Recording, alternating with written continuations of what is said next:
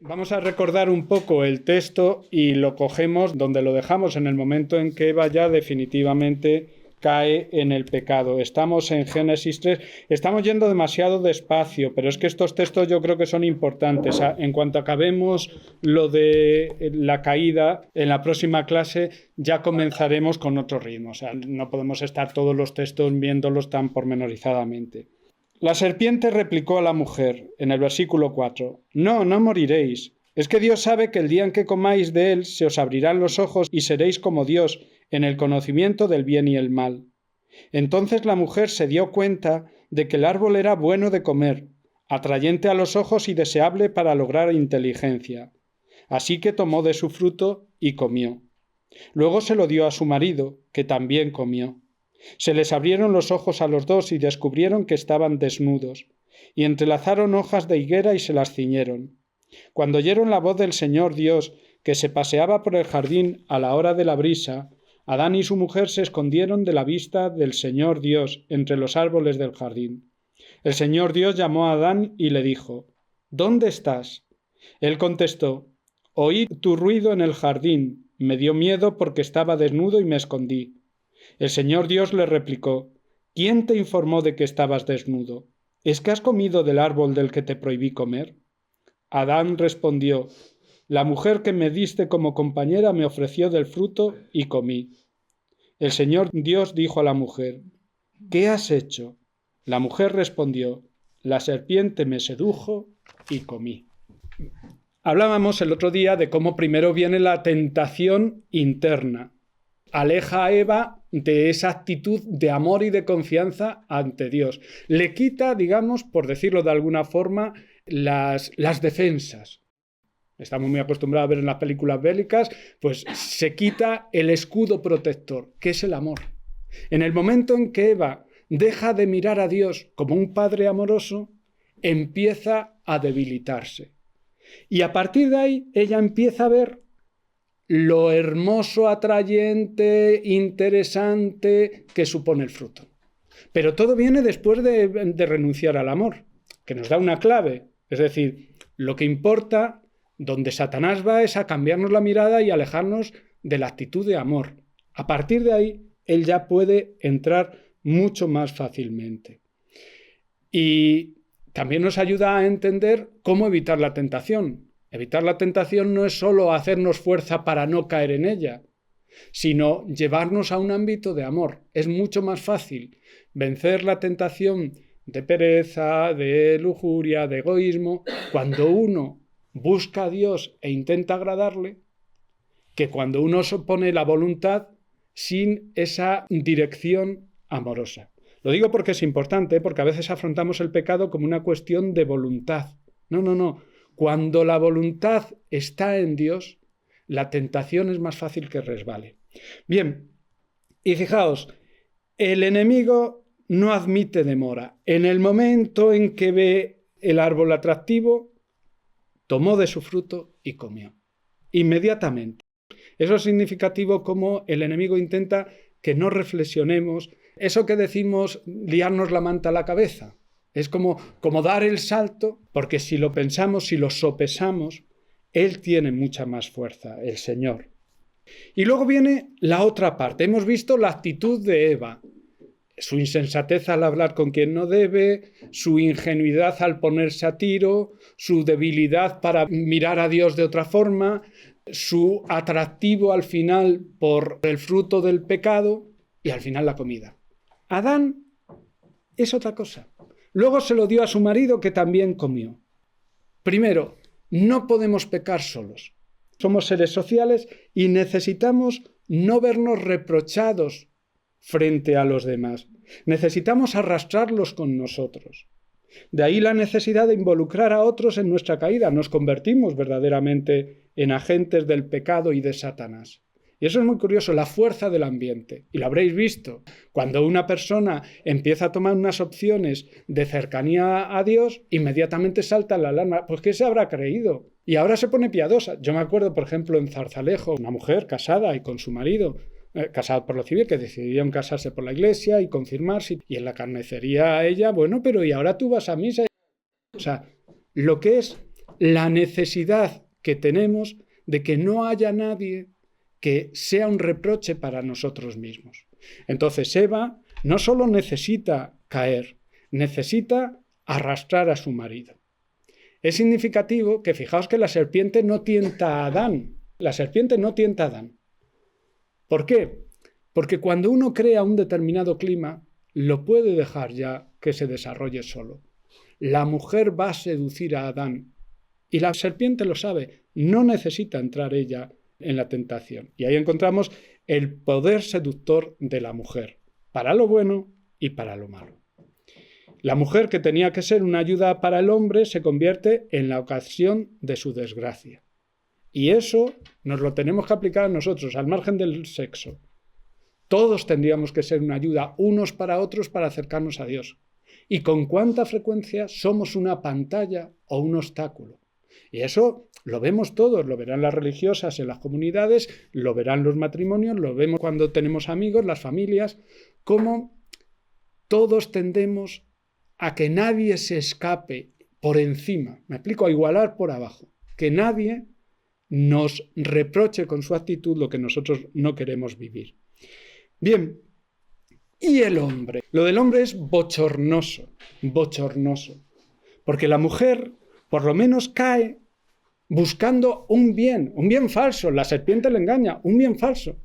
Pero el hombre es casi cómico, es la despreocupación, la falta de conciencia de lo que se está jugando. Él no se preocupa, simplemente se deja seducir a la primera por la mujer, no hay un diálogo. Cuando uno tiene un tesoro, lo defiende, busca el que nadie se lo robe. Adán no se da cuenta de lo que Dios le ha dado. No se da cuenta hasta que lo pierde del don inmenso que tiene. Y por eso vive despreocupado, vive sin atender a la realidad, vive sin contar con la tentación. Y eso nos pasa a todos. En un mundo como el nuestro, que nos invita a decir que no hay pecado, que tampoco hay que exagerar, nos invita por mil atractivos a estar más pendiente de noticias, de novedades, que de proteger los dones que Dios nos ha dado. Pero es significativo la actitud de Adán, la falta de amor.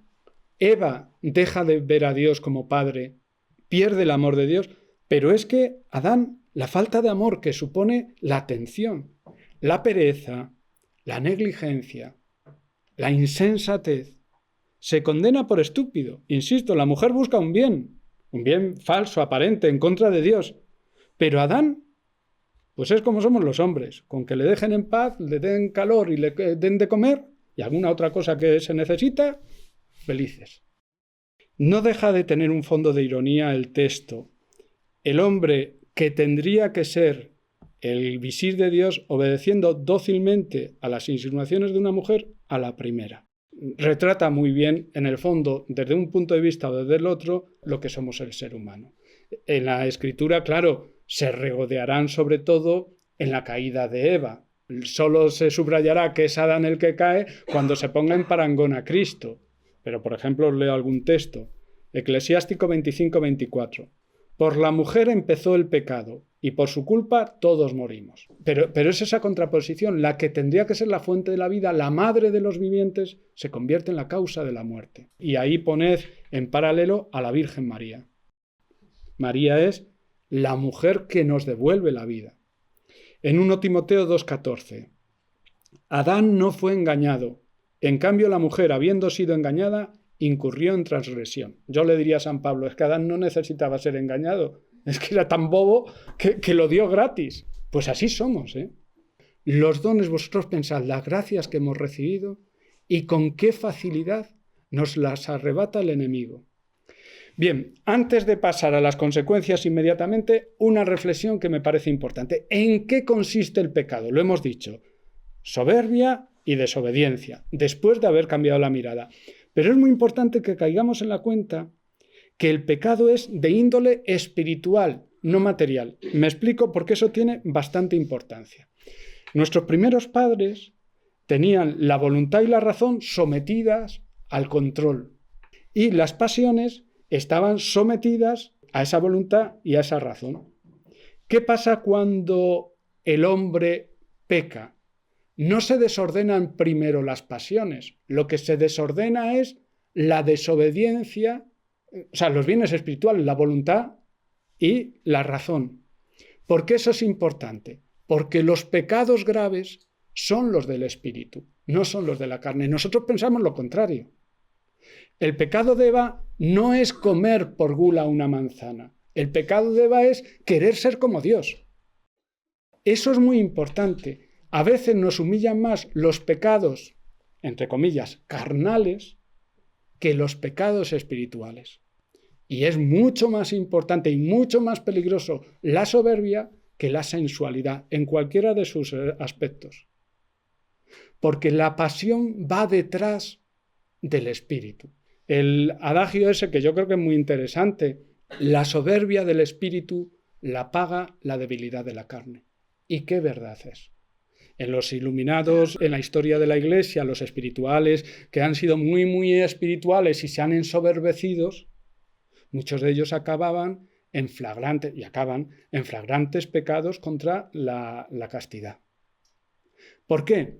Porque cuando se rompe lo esencial, quedan a su aire las pasiones. La soberbia del espíritu la paga la debilidad de la carne. Eso es muy importante para nosotros. Para graduar los pecados es mucho más peligroso la desobediencia con respecto a Dios, la frivolidad, la soberbia, que la pereza, la gula e incluso la castidad. Eso pensadlo, pero no es una tontería. Normalmente a la gente le abochorna más o le avergüenza más pecados de sensualidad, cuando es mucho más peligrosa. O sea, el enemigo hace mucho más daño. Cuando se infiltra y juzga bajo capa de bien, pues ¿qué se querrán? Y aparece la soberbia, y aparece esa doblez, esa como mentira, ese juicio, las críticas. Todo eso rompe mucho más la comunión del cuerpo de Cristo y la vida personal, y no os digo nada en una comunidad de religiosas, por ejemplo, que un pecado de la carne, pasional. Bien, visto eso, ¿cuál es el fruto? Pues al final el fruto es que comen y todo se pervierte. Y ahí la cita de Isaías 5:20. Isaías 5:20. Ay de los que llaman bien al mal y mal al bien, que tienen las tinieblas por luz y la luz por tinieblas, que tienen lo amargo por dulce y lo dulce por amargo. El fruto del pecado es que Dios acaba pareciendo un enemigo, que el hombre cree que ha conquistado la divinidad cuando se ha degradado, que todo se pone patas arriba. Vamos con el versículo 7. Inmediatamente lo que pasa, se les abrieron los ojos a los dos y descubrieron que estaban desnudos, y entrelazaron hojas de higuera y se las ciñeron. Los efectos del pecado son fulminantes. Se les abren los ojos. Ellos solo tenían ojos para el bien, ojos de inocencia, y ahora empiezan a mirar con los ojos de malignidad. Hasta ahora tenían la mirada de Dios, ahora ya no. Y aquí aparece la desnudez. El cuerpo se convierte en una tentación. Pero la desnudez tiene mucha más profundidad. Hay como 3 tipos de desnudez que aparecen. La primera, pues descubren que están desnudos ante Dios, que han perdido la vestidura que tenían de inicio. Ellos estaban revestidos de la gloria incorruptible. Ellos estaban revestidos de Dios y se dan cuenta de que ya no reflejan la gloria del Creador. Estaban llenos de la belleza de Dios, como Moisés al bajar de la montaña, ¿os acordáis? Reverberaban a Dios y ahora se dan cuenta de que ya no, y eso no lo arreglan unas hojas de higuera entrelazadas. Han perdido ese vínculo y ese reflejar a Dios, que vemos en diversos, os cito algunos textos, pero para que veáis que eso está muy presente en la Escritura. Ya hemos dicho lo de Moisés, pero es lo que aparece en la transfiguración. El Señor muestra su gloria y esa gloria tiene una expresión física. Se le ve en el rostro, se transfiguran incluso los vestidos. Esa belleza es, de otra forma, no gloriosa todavía, pero sí preternatural, es la que tenían nuestros primeros padres. Es la vestidura de boda que Dios dará a los suyos para el banquete. ¿Os acordáis en Mateo 22:12, cuando son invitados al banquete y al final se llena la sala del festín y entra el Señor a saludar y le dice a uno: amigo, ¿cómo no te has vestido de boda? Ese revestirse de Cristo es la vestidura que Dios nos dará y que perdieron nuestros primeros padres. Podéis ver 2 Corintios 3, 7, 8. Refiriéndose a Moisés: pues si el ministerio de la muerte grabado en letra sobre piedra se realizó con tanta gloria que los hijos de Israel no podían fijar la vista en el rostro de Moisés por el resplandor de la cara, pese a ser un resplandor pasajero, ¿cuánto más glorioso no será el ministerio del Espíritu? No es visible como el de Moisés, de esa forma, pero nos revestimos de la gloria de Dios. El bautizado, el que está en gracia, está revestido, no está desnudo. 2 Corintios 5, 1, 4. Porque sabemos que si se destruye esta nuestra morada terrena, tenemos un sólido edificio que viene de Dios, una morada que no ha sido construida por manos de hombres, es eterna y está en los cielos. Y fijaos, y de hecho en esta situación suspiramos anhelando ser revestidos de la morada que viene del cielo, si es que nos encuentran vestidos y no desnudos. Pues los que vivimos en esta tienda suspiramos abrumados por cuanto no queremos ser desvestidos, sino sobrevestidos para que lo mortal sea absorbido por la vida. Es decir, estamos desnudos, Dios por el bautismo nos ha revestido y aspiramos a que ese revestimiento de gracia se convierta en revestimiento de gloria. No vaya a ser que nos desvistan y nos quedemos desnudos. Efesios 4, 22, 24. Despojaos del hombre viejo y de su anterior modo de vida, corrompido por sus apetencias seductoras. Renovaos en la mente y en el espíritu, y revestíos de la nueva condición humana, creada a imagen de Dios, justicia y santidad verdadera. Esto es lo que perdieron nuestros padres. Perdieron esa nueva condición humana a imagen de Dios, no plenamente, pero a imagen de Dios, justicia y santidad verdadera. Ellos no lo sabían, pero de pronto empiezan a ver y dicen: estamos desnudos. No tenemos la belleza ni reflejamos la belleza de Dios. En segundo lugar, primero, esa deformación con respecto a Dios. En segundo lugar, la deformación con respecto a ellos mismos. Se descubren desnudos porque descubren su pobreza. La pobreza no era un problema hasta ahora. Eran pobres, pero eran como niños pequeños. No había problema, eso no les humillaba.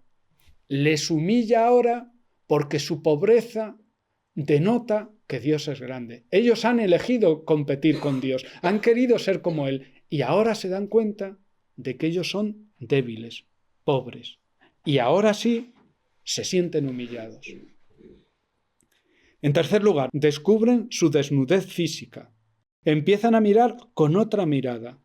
Es la expresión del desorden de sus facultades, de la pasión. Y entonces tenemos las tres cosas. Su relación con Dios, se sienten manchados frente a la belleza de Dios. Su relación con ellos mismos, se sienten pobres. Su relación de frente a los demás, se sienten vulnerables, manifiestan sus vergüenzas. ¿Y qué es lo que hacen? Cubrir su desnudez, se buscan vestidos, disimular su pobreza constitutiva. Empieza todo ese fenómeno tan extendido hoy de la moda, de la apariencia, el disimulo, la superficialidad, la frivolidad, que no me vean como soy. Y entonces las señoras con sobrepeso disimulan el sobrepeso y las que son bajitas se ponen tacones más grandes. Y los señores que no sé qué, pues entonces nos cuidamos la barba o nos ponemos... ¿Me explico? Empieza esa necesidad de poner un escaparate. ¿Por qué? Porque yo soy pobre, me descubro pobre. Y no me descubro pobre con alegría, me descubro pobre con humillación. El niño no le importa ser pobre, porque su padre es grande, su padre es fuerte. Y el padre le tira arriba y le coge y no hay problema en que el niño sea pequeño. ¿Cuándo empieza a tener problema? Cuando pierde esa referencia del padre y él tiene que ser valioso por sí mismo. y aparecen las prótesis y las operaciones de nuestro tiempo. Pero claro, pues las señoras tienen que poner pecho y los señores se tienen que poner a anchar los hombros o lo que hagan ahí en la sesa, que yo no me aclaro. Por tanto, consecuencia, el hombre deja de estar cómodo consigo mismo. Hay una ruptura con Dios, consigo mismo, con los demás. Deja de aceptarse espiritualmente, deja de aceptarse por la debilidad y deja de aceptarse corporalmente por la vergüenza. No puedo ser como soy. Estás bien hecho. Pero ahora él ya no se ve bien hecho, ya no se ve con los ojos de Dios, ya se ve con sus ojos. Y dice, no estoy bien hecho, soy pequeño, tengo que empinarme. Esto que es negativo, que es que el hombre empieza a ver con los ojos de malignidad, Dios que es tan misericordioso, y eso lo vamos a ver. Los que son castigos aparentes son ya inmediatamente, lo que hemos dicho de los GPS, lo que hemos dicho, en cuanto te equivocas te dan una nueva ruta. Pues Dios, según peca, hace que las mismas consecuencias del pecado sean salvadoras si las aprovechamos. Fijaos, Apocalipsis 3, 17, 18. Es para meditar, ¿eh? Apocalipsis 3, 17, 18. Porque dices, yo soy rico, me he enriquecido y no tengo necesidad de nada.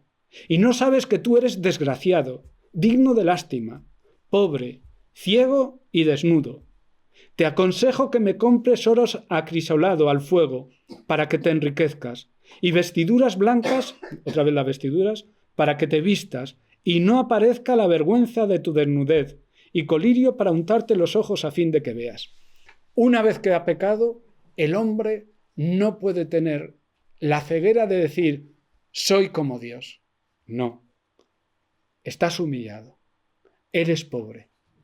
Empieza por ahí. No hagas trampa. Te ves pobre porque ahora eres pobre. No eras pobre. Eras mi niño. Ahora eres pobre. Y si te sientes grande, te estás suicidando. Por eso, vestiduras blancas, revístete, compra oro acrisolado al fuego y úntate los ojos con colirio para que veas la verdad. Soy pequeño. Lo que pasa es que no podemos ver la verdad si no recuperamos algo de esa visión infantil que hace que la verdad no nos rompa. A ver, todo esto tiene mucho que ver, y lo veremos más adelante, con el hijo pródigo. ¿Qué es lo que le salva al hijo pródigo? Que su vida es un desastre. Si él hubiera encontrado amigos bien y no se hubiera arruinado y no hubiera vuelto a la casa paterna, no hubiera conocido el verdadero corazón de su padre. Habría vivido al margen de Dios, quizá mejor, pero al margen de Dios. ¿Qué es lo que le salva? Que llega un momento en que ni él mismo puede negar la realidad. Vivo muriéndome, ¿y cuántos jornaleros en la casa de mi padre? Por lo menos él es rico. No vuelve por una reflexión piadosa, sino por una necesidad perentoria. Dios permite que el hombre se encuentre con las consecuencias del pecado con la esperanza de que al verse desnudo vuelva a buscar a aquel que le puede revestir. Entonces, todo lo que vamos a ver como castigos, el embarazo de las mujeres, el trabajar el suelo con sudor, todo eso, en el fondo,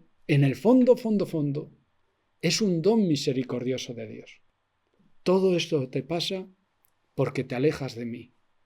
¿Y si te planteases el volver? Por lo menos, ya que nos vamos lejos de Él, que no caigamos en la autosatisfacción que lleva a la perdición. Por lo menos que nos demos cuenta, hemos perdido algo esencial. Y ahí Job va a ser el elemento más claro de eso. ¿Me estoy explicando?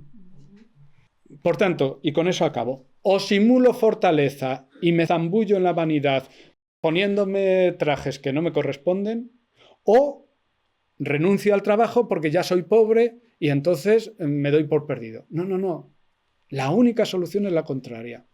He perdido mi grandeza, pero desde mi pobreza puedo buscar al grande. Esa es nuestra salvación. Bien, versículo 8. Cuando oyeron la voz del Señor Dios, que se paseaba por el jardín a la hora de la brisa, Adán y su mujer se escondieron de la vista del Señor Dios entre los árboles del jardín. Primero, la relación previa. Es muy bonita, ¿eh? Dios lo sabe todo, pero el autor sagrado lo describe de una forma antropomórfica, pero muy clara. Es como si Dios no se hubiera enterado. Entonces, ¿qué es lo que hace Dios? Pues Dios, seguramente sería el día del Señor, el día de descanso, digo yo. Dios se pasea por el jardín a la hora de la brisa. Qué hermoso. A la caída de la tarde ha hecho calor, entonces se pasea pues entre los árboles, entre los arroyos y va a buscar a su amigo. Esa armonía entre Dios y el hombre, entre Dios, la naturaleza y el hombre. La naturaleza es el decorado donde se desarrolla esa amistad. ¿Dónde estás?, le va a preguntar. Te echo de menos. ¿Dónde estás? ¿Qué haces? Dios hace como si ignorara. Es una magnífica forma de expresar la nueva relación que hay entre Dios y el hombre. La reacción de Adán y Eva, cuando se tienen que enfrentar por primera vez con el Dios al que han declarado su enemigo y contra el que han actuado, la reacción de Adán y Eva es esconderse. Ya no le aman, ahora le temen, y desde entonces todos nosotros tenemos en nuestro corazón hacia Dios esa doble tensión. Le buscamos porque le necesitamos, porque es el grande y nosotros somos pequeños, pero le tememos. Y eso está detrás de que nos den miedo las gracias, de que intentemos controlar a Dios. Somos como esos niños que cuando la madre les va a dar la comida con la cuchara le cogen la mano para controlar la mano. Y se tiran todo, claro. Hay que confiar en Dios, pero ellos ya tienen otra visión. Dios ve todo. Aunque se haga el tonto, para que quede claro nuestro pecado, Dios ve todo. Y ahí, bueno, os he puesto un texto que no tiene mucho que ver, pero que a mí me parece bonito. Eclesiástico 23, 18, 19. Dios ve todo. El que es infiel a su mujer dice para sí: ¿quién me ve? La oscuridad me envuelve y las paredes me encubren, y nadie me ve. ¿Qué he de temer? El Altísimo no se acordará de mis pecados. Solo teme los ojos de los humanos, y no sabe que los ojos del Señor son, fijaos cómo lo dice, 10.000 veces más brillantes que el sol. Observan todos los caminos de los humanos y penetran hasta los rincones más ocultos. Dios todo lo ve, pero el autor sagrado quiere que Dios se sorprenda de lo que ha pasado. ¿Cuál es la reacción de Adán y su mujer? Esconderse. Ya no hay confianza, ahora hay miedo. Han querido competir con Dios y se han dado cuenta, aterrorizados, que ellos son débiles, que no pueden competir con Dios. La relación ahora está en otras coordenadas. Por eso, ahora para ellos es un problema la debilidad. Y ahí, luego lo veremos después, hay una cosa que es muy significativa. Adán y Eva ya están fuera del paraíso antes de que los eche Dios. No pueden permanecer en el paraíso, no pueden permanecer en sintonía con Dios, porque les humilla la presencia de Dios, les aterroriza la presencia de Dios. Dios, como acto de misericordia, les va a sacar fuera. Pero en sí mismo ya hay esa ruptura, no puede haber esa sintonía. Han perdido la imagen de Dios como Padre bondadoso. Y fijaos, y eso es importante, Dios todavía no ha dicho ni hecho nada en contra de ellos. Todo lo contrario. Adán, ¿dónde estás? El problema no es que Dios se haya alejado, sino que ellos se han alejado. El pecador se aleja de Dios, no Dios se aleja al pecador. Y eso nos engañamos a nosotros mismos. Dios está enfadado. No. Tú estás asustado, pero Dios no está enfadado. A Dios le duele. Y esa es la experiencia de Job ante un pecado que no lo reconoce como suyo propiamente, porque no es suyo, pero él sabe que está en una lejanía con Dios y que Dios está demasiado cerca y le agobia. Job 7, 16 al 21. Es muy interesante ver cómo Job, que ama a Dios, al mismo tiempo le agobia la presencia de Dios, que le acusa. Y eso nos pasa a nosotros. Dios nos carga. Esa es la grandeza de la Virgen María. La grandeza de la Virgen María es que ella es la más pequeña y aguanta al más grande. Nunca rehuyó a Dios. Fijaos lo que dice Job. Me consumo, no he de vivir eternamente. Déjame tranquilo, mis días son un soplo. ¿Qué es el hombre para que te ocupes tanto de él? Para que pongas en él tu interés, para que le pases revista por la mañana y lo examines a cada momento. ¿Por qué no apartas de mí la vista y no me dejas ni tragar saliva. Si he pecado, ¿en qué te afecta, guardián de los humanos? ¿Por qué me has tomado como blanco y me has convertido en tu carga? ¿Por qué no perdonas mi delito y pasas por alto mi culpa? Pues pronto me acostaré en el polvo, me buscarás, pero no existiré. Fijaos, reprocha a Dios lo que él siente. Dios no está para condenarle, no está para mirarle y hacer que sea más consciente aún de su pecado. Pero la presencia del santo al impuro, aunque no sea impuro por propias obras, si he pecado, ¿a ti qué más te da? Dios le mira como hijo y él se ve condenado como competidor. Eso es muy importante. Somos nosotros los que nos da miedo ir al confesionario. Dios lo goza. Somos nosotros los que nos agobia el pecado. Dios nos quiere, nos perdona. No nos está mirando para acusarnos, ni guarda rencor perpetuo. ¿Y qué hacen cuando les da este miedo y este agobio? Meter a la creación en su problema. Se escondieron entre los árboles del jardín. La naturaleza, que era el lugar del encuentro, el lugar donde Dios y el hombre paseaban juntos, se convierte ahora en el lugar para esconderse de Dios y huir de él. Se ha pervertido la naturaleza. No hay ecología cristiana que pueda funcionar si no arreglamos nuestra distancia con Dios. Por eso el principio de la regeneración, el principio ecológico de la regeneración de la creación es la muerte y la resurrección de Cristo. Porque mientras el hombre esté alejado con Dios, la naturaleza sufre. Romanos 8, 19, 22. Se ha pervertido la función de la naturaleza, se la somete ahora a una tensión injusta. El hombre arrastra a la creación. Os leo Romanos 8, 19, 22. La creación expectante está aguardando la manifestación de los hijos de Dios.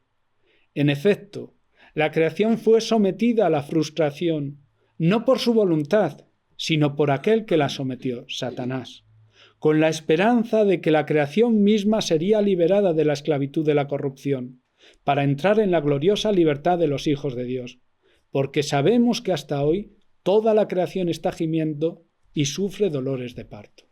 El problema de la ecología es la antropología, el problema somos los hombres. El problema no es que no utilicemos los combustibles fósiles o que no manchemos el océano.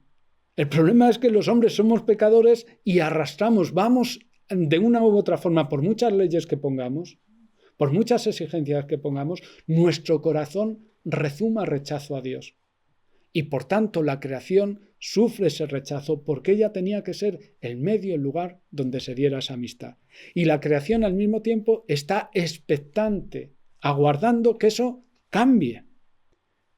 Porque la llevamos detrás de nosotros. Por eso, en Isaías 11, lo que leíamos el otro día, el cordero pasta junto con el leopardo, la serpiente junto al niño, el buey y el león pacerán juntos. ¿Por qué? Porque si el hombre encuentra la armonía de su corazón, que se la regala a Jesucristo, entonces la creación encuentra la armonía. No habrá llanto en todo mi monte santo. La armonía, todo el país está lleno de la sabiduría del Señor. Y cuando el Señor ve en el versículo 9 que Adán no está, entonces pregunta, ¿dónde estás? Adán ya no está donde está Dios. Dios tiene que llamarle, está en otro lugar, ha salido del ámbito de la gracia y ahora ya no está donde debería de estar, se ha alejado de Dios. Adán ha entrado en el ámbito de la muerte y Dios es la vida, por eso Dios no le puede encontrar. Y repito lo de antes del paraíso, Adán está fuera, ya está fuera. El Señor va a levantar acta de que no puede convivir con él. Y luego se lo va a decir al pueblo de Israel. Os destruiría si vais con vosotros, porque yo soy un Dios santo. Versículo 10. Él contestó, oí tu ruido en el jardín. Me dio miedo porque estaba desnudo y me escondí. Fijaos, frente a la respuesta de los amigos de Dios, Adán, cuando Dios llama a Abraham, la respuesta es Hinneni, aquí estoy. Cuando Dios llama a María, aquí está la esclava del Señor. Aquí estoy, me tienes presente. Adán no puede decir aquí estoy porque ya no está. Y entonces Adán, que ha pecado, que ha roto con Dios, pero que todavía conserva esa ingenuidad del pecador primerizo, se va delante de Dios y le canta todo. Y eso es hermoso, es decir, si es que son unos pánfilos. Claro, entonces le dice, oí tu ruido en el jardín, me dio miedo, chico, disimula un poco, ya no, porque estaba desnudo y me escondí. Ha oído a Dios. Su ruido no le ha llenado de alegría, de seguridad. No, como cuando se sentía hijo, ahora se topa con su enemigo. El recelo inicial de Eva, a lo mejor es malo, ahora se convierte en terror. Y Adán, y eso es muy significativo, Adán y Eva escondiéndose detrás de los árboles del jardín, caen en la misma quimera que cuando éramos pequeños, yo por lo menos, y venía el coco y te ocultabas debajo de la sábana. ¿Y la sábana qué va a hacer? A ver, ¿qué le va a hacer en la sábana al coco? Pues Adán es lo mismo. Y ahí tenemos ese precioso Salmo 139, por ejemplo, de los versículos 7 al 12, que es el Salmo de la confianza, pero que muestra hasta qué punto el que se siente rechazado por Dios no puede encontrar ningún sitio donde meterse. Y es terrible. O sea, no hay vuelta atrás. O Dios o la nada. Y aun en la nada no nos podemos deshacer de Dios. ¿A dónde iré lejos de tu aliento? ¿A dónde escaparé de tu mirada? ¿Veis la misma sensación de Job, pero puesta en positivo? Si escalo el cielo, allí estás tú. Si me acuesto en el abismo, allí te encuentro. Si vuelo hasta el margen de la aurora, si emigro hasta el confín del mar, allí me alcanzará tu izquierda, me agarrará tu derecha. Si digo que al menos la tiniebla me encubra, que la luz se haga noche en torno a mí, ni la tiniebla es oscura para ti, la noche es clara como el día, la tiniebla es como luz para ti. Si perdemos la mirada del Señor, estamos perdidos porque no tenemos dónde ocultarnos. Los árboles del jardín son como la sábana. Ese es el peso del pecador, el peso que, no os lo he puesto esa cita, ya la veremos, cuando Caín mata a Abel y dice, ¿y ahora dónde iré? ¿Qué voy a hacer? Claro, es muy grande mi pecado, me vas a ver siempre y yo me voy a sentir pecador. Esa es la consecuencia del pecado. La mirada de amor de Dios, nosotros la transformamos, la descodificamos, como los descodificadores de antes, en mirada acusadora. Es terrible porque es una pena. Pero eso, si los que sois padres, cuando tenéis un hijo adolescente, te vuelcas, te acercas, intentas, y él lo interpreta como una invasión de su intimidad, como un imponerle no sé qué. Es terrible. El amor visto desde el desamor, por lo menos provisional. Desde entonces todos los hombres intentamos escondernos. ¿Por qué? Porque nos sentimos desnudos. Y fijaos que aquí la desnudez, tal y como la presenta Adán, no es por vergüenza, sino por temor. Es más, la desnudez del espíritu, estaba desnudo y tuve miedo, que estaba desnudo y me dio vergüenza. Si hubiera sido la desnudez física sobre todo, que también está, pero si hubiera sido todo, te oí y me dio vergüenza. No, te oí y como estoy desnudo, me dio miedo.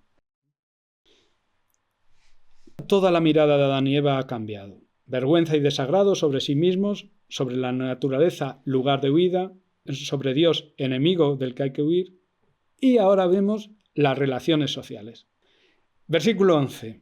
El Señor Dios le replicó, ¿quién te informó de que estabas desnudo? ¿Es que has comido del árbol del que te prohibí comer? Alguien te lo tiene que decir. Si tú tienes unos ojos puros, unos ojos de Dios, no te puedes dar cuenta que estás desnudo, porque no estás desnudo, estás revestido de gracia, estás revestido de mi amor. No eres un niño frágil, eres mi hijo.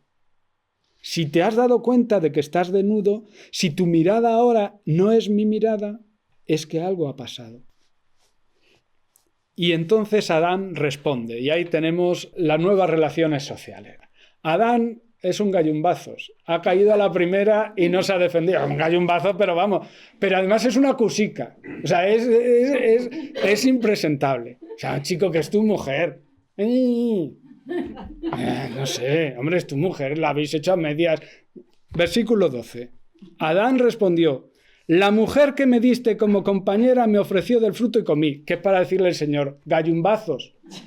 Claro, te ofreció del fruto y comiste. Hombre, un poco de dignidad. Haberle dicho que no. Claro, o por lo menos edulcóralo un poco. No, es que ella vino y hablamos y no sé qué. No. Me dijo que es para decirle el Señor: hijo mío, madura un poco. Adán, que es el responsable ante el Señor, al primero al que se dirige Dios es Adán. No a la primera pecadora, sino al primer responsable. Yo te puse a ti, a ella te la di como ayuda, pero tú eras el responsable. ¿Qué has hecho? Dios le pide, porque para eso le hizo su visir. Y Adán quiere hacer lo que hacemos todos cuando metemos la pata, ya desde niños. Ha sido mi hermana. Mi hermano el pequeño que decía: eje Vicente. Entonces, ¿qué es lo que hace? Inmediatamente eludir la responsabilidad. Todos queremos eludir el pecado y sus consecuencias. Todos queremos disimular nuestras meteduras de pata y quedar bien ante nosotros mismos y ante los demás.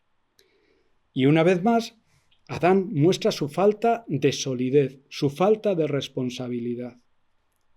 Y lo primero que hace es acusar a su mujer. Pero ojo, no es una acusación limpia. No. Va con zaca para el Señor. La mujer que me diste, tú me la diste. Es una víbora, pero me la diste tú. La mujer que me diste me ofreció y comí. Que es para decirle: chico, o sea, eso no te acuerdas de cuando decías: caramba, está hueso de mi hueso y carne de mi carne. Entonces no, Entonces ya que la viste buenérrima, no. Entonces no.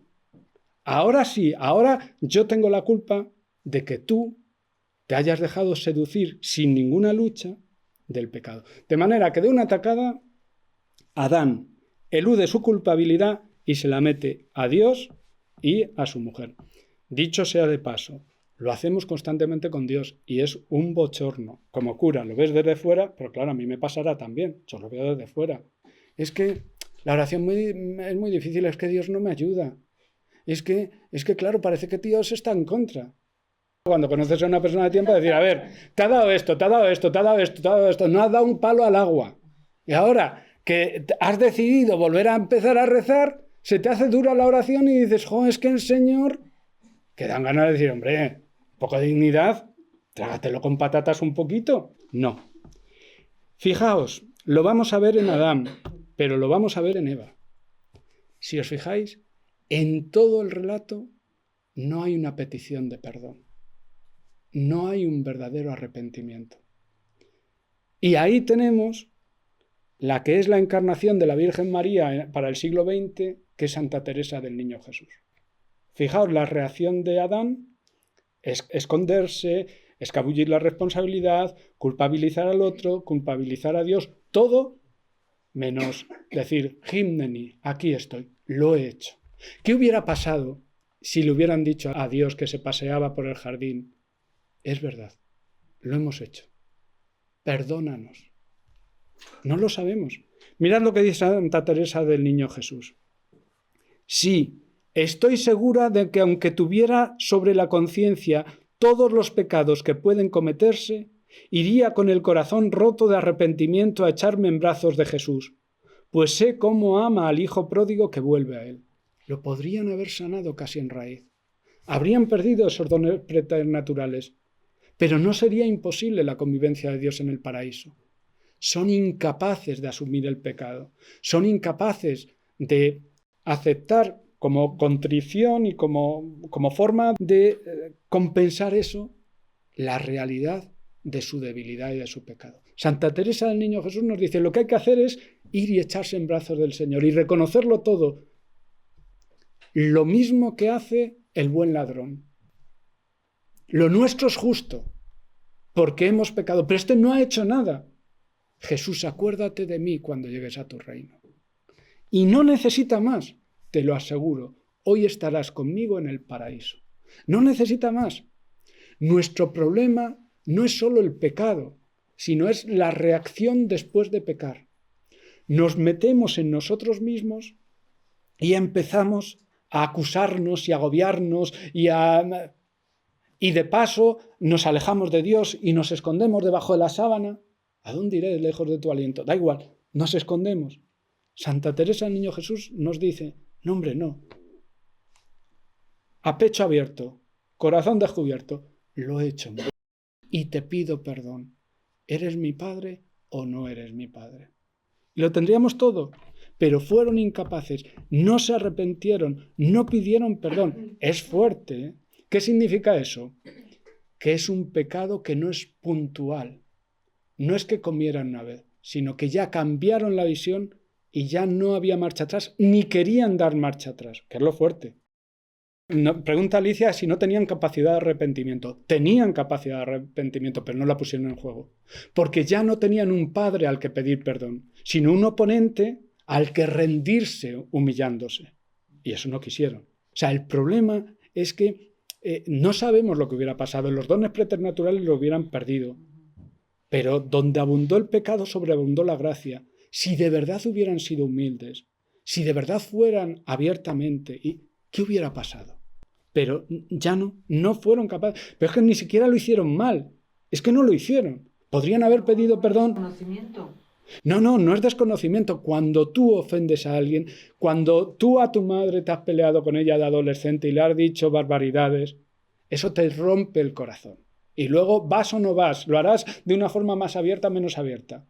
Pero te rompe el corazón. A ellos no les rompe el corazón. A ellos lo que les fastidia es que son pequeños, están desnudos y la prueba es que en cuanto puede la acusa. ¿Hay alguna pregunta? Adán y Eva somos nosotros, ¿no? De alguna forma reproducimos ese pecado, de alguna forma, claro. Vale. Pues por llegar a la esencia un poco de ese pecado, ahí todavía no está reflejado el arrepentimiento, pero evidentemente se recoge dentro de nuestra naturaleza. Dios recoge la capacidad para acercarnos a Él de nuevo.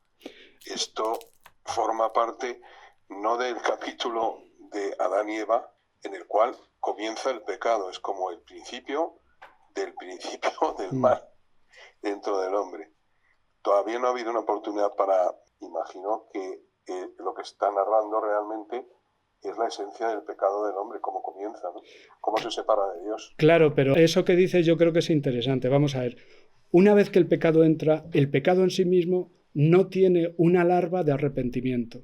No hay una semilla de arrepentimiento. Es Dios el que infunde el arrepentimiento en el hombre de diversas formas. Primero, porque ha puesto una conciencia que le está diciendo esto está mal. Pero sobre todo porque las consecuencias del pecado, por eso el castigo, entre comillas, que van a encontrar Adán y Eva, es el primer acto de misericordia de Dios. Como ellos no pueden arrepentirse porque han optado por las tinieblas y las tinieblas no les dejan volver la cara, Dios permite que el sufrimiento, las dificultades, les hagan echar, como al hijo pródigo, la mirada atrás. ¿Cuántos obreros en la casa de mi padre? Entonces, el comienzo de la historia de la salvación no lo forjan los hombres que añoran a Dios, que de alguna forma en su corazón lo añoran, pero al mismo tiempo les repele porque les da miedo. El primer movimiento de vuelta lo proporciona Dios. Y la historia de la salvación la empieza Dios llamando sobre todo a Abraham. Y a partir de ahí, es decir, que la conversión del hombre, ni siquiera el hombre tiene capacidad. El pecado tiende a endurecerse. Si no se endurece es porque Dios nos ha dado una conciencia y porque las consecuencias del pecado y porque Dios está echando cuerdas a través de diversas formas para atraernos. Porque Él sabe que del pozo ese no podemos salir, cada vez nos vamos hundiendo más. Y eso es lo que veremos después de Navidad. Cómo este pecado que empieza se va ampliando en el asesinato de Caín, se va ampliando en la Torre de Babel cuando los hombres quieren llegar al cielo por sí solos, se va ampliando en Noé cuando ya toda la humanidad está pervertida y adquiere su dimensión general hasta el punto de que Job, que no se ve en pecado él personalmente, está ahí metido.